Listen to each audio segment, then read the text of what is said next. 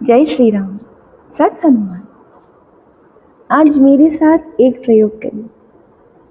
सांस अंदर भरते हुए राम कहने की कोशिश करिए।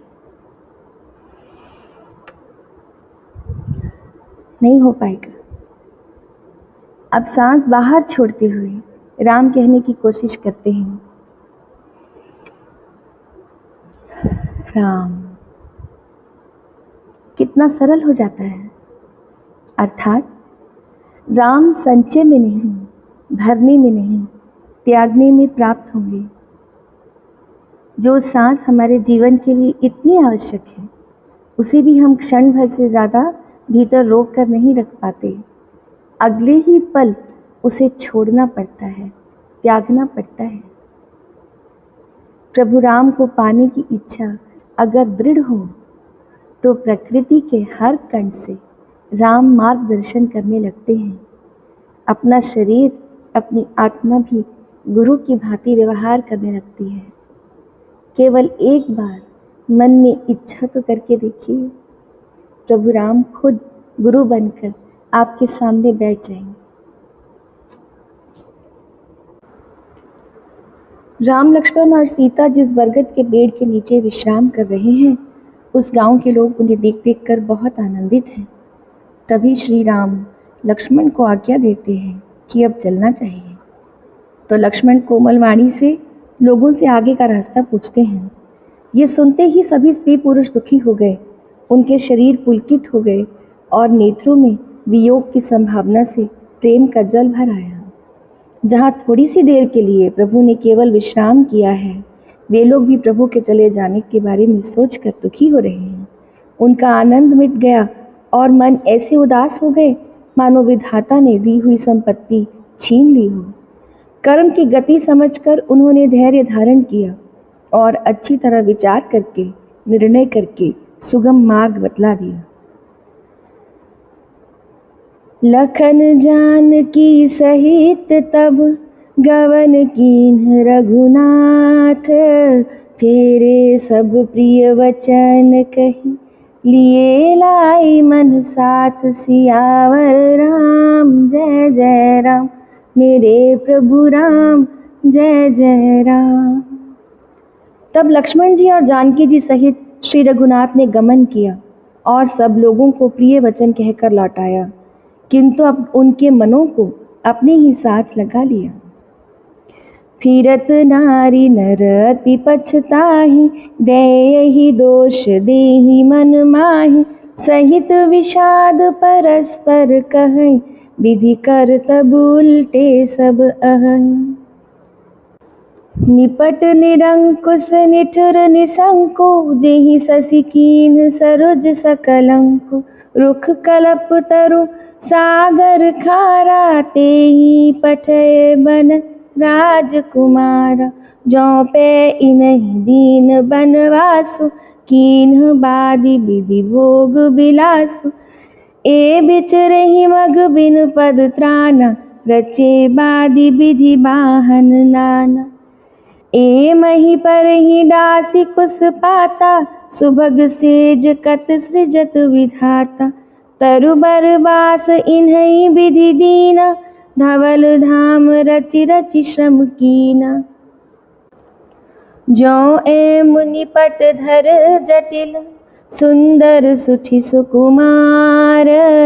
विविध भांति भूषण बसन, बाद किए करतार। सियावर राम जय जय राम मेरे प्रभु राम, जय जय राम। श्री राम, लक्ष्मण और सीता को विदा करके गांव के लोग वापस लौटते हैं। लौटते हुए वे स्त्री पुरुष मन में बहुत ही पछताते हैं, बड़े ही दुखी हैं और मन ही मन दैव को दोष देते हैं। परस्पर बड़े ही विषाद के साथ वे बात कर रहे हैं कि विधाता के सभी काम उल्टे हैं। ये विधाता बिल्कुल निरंकुश, स्वतंत्र, निर्दय और निडर है, जिसने चंद्रमा को रोगी, घटने बढ़ने वाला और कलंकी बनाया, कल्प वृक्ष को पेड़ और समुद्र को खारा बना दिया। उसने इन राजकुमारों को भी वन में भेजा है। रूख कलप तरु सागर खारा, तेहि पठये बन राजकुमार। जब विधाता ने इनको वनवास दिया है तो उसने भोग विलास व्यर्थ ही बनाए। जब ये बिना जूते के नंगे ही पैरों रास्ते में चल रहे हैं तब विधाता ने अनेकों वाहन और सवारियां व्यर्थ ही रचे। जब ये कुश और पत्ते बिछाकर जमीन पर ही पड़े रहते हैं तब विधाता सुंदर सेज, पलंग और बिछौने किसके लिए बनाता है। विधाता ने जब इनको बड़े बड़े पेड़ों के नीचे का निवास दिया तब उज्जवल महलों को बना बनाकर उसने व्यर्थ ही परिश्रम किया। जो ये सुंदर और अत्यंत सुकुमार होकर मुनियों के वल्कल वस्त्र पहनते और जटा धारण करते हैं तो फिर करतार ने, विधाता ने भांति भांति के गहने और कपड़े वृथा ही बनाए हैं। ज्यों एक कंद मूल फल खाही, बादि सुधा दिय सन जग माही। एक कहीं ए सहज सुहाय, आप प्रगट भय विधि न बनाए। जहाँ लगी वेद कही विधि करनी, श्रवण नयन मन गोचर बरनी। देखूं खोजी भुवन दस चारी, कहाँ अस पुरुष कहाँ अस नारी। इन्हीं देखी विधि मन अनुरागा, पटतर जोग बनावे लागा। कीन बहुत श्रम एक न आए, तेहि ईर्षा बन आनी दुराए। एक कहीं हम बहुत न जानहि, आपहु परम धन्य करि मानहि। ते पुनि पुण्य पुंज हम लेखे, जे देखहि देखहि जिन देखे। जो ये कंद मूल और फल खाते हैं तो जगत में अमृत आदि भोजन व्यर्थ ही है। कोई एक कहते हैं ये स्वभाव से ही सुंदर हैं, इनका सौंदर्य माधुर्य नित्य और स्वाभाविक है। ये अपने आप प्रकट हुए हैं, ब्रह्मा के बनाए हुए नहीं हैं।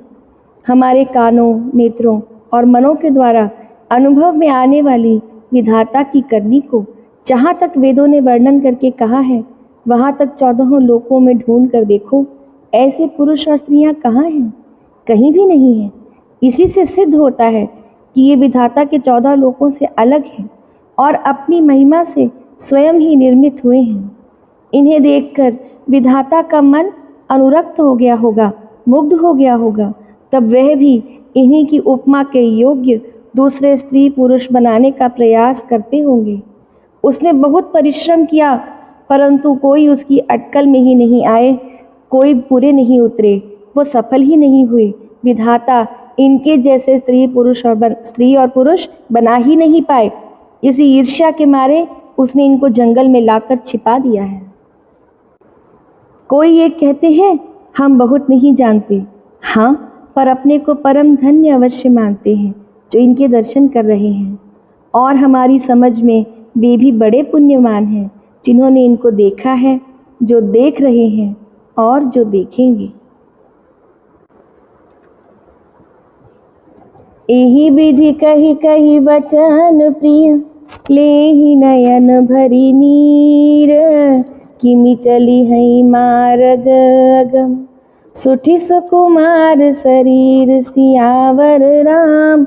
जय जय राम मेरे प्रभु राम, जय जय राम।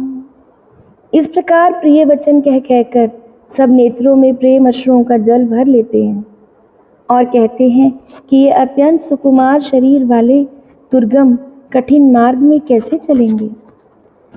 नारी स्नेह बिकल बस होहि, चकई सांझ समय जनु सोहि। मृदु पद कमल कठिन मग जानी, गहबरी हृदय कहई बरबान।